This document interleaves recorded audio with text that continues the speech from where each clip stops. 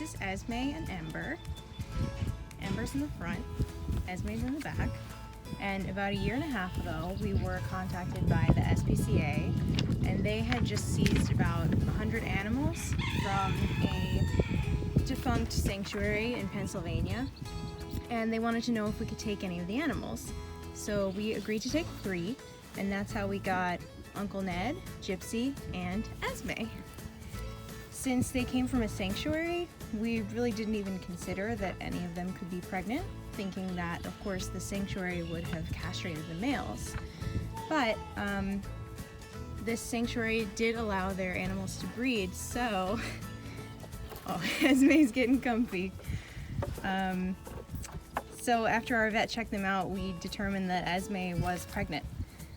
It was winter and we wanted her to have a warm place to give birth, so she and Gypsy moved into an old building on our campus that had heat. And we were all waiting with anticipation. We could not wait to meet her new baby. And we kept checking in on her, hoping we would catch it, but she had Ember when nobody was looking. Actually, just a few minutes after Ian, one of our caregivers, had left the room. And the funny thing is that her birthing suite eventually became my apartment. It looks super different now, but sometimes I'll look over at this one corner of the room and remember Esme and baby Ember leaping and playing off of the straw bales that used to be there. Esme had been very reserved since she got to us, but Ember was a very rambunctious baby and wanted to play a lot. And it was fun to watch the two of them because I felt like Ember kind of helped pull Esme's true personality to the surface. The two of them are about the same size now, and sometimes it's hard to tell them apart, but Esme has these reddish chaps, this long hair on her back legs, and that's kind of her distinguishing feature.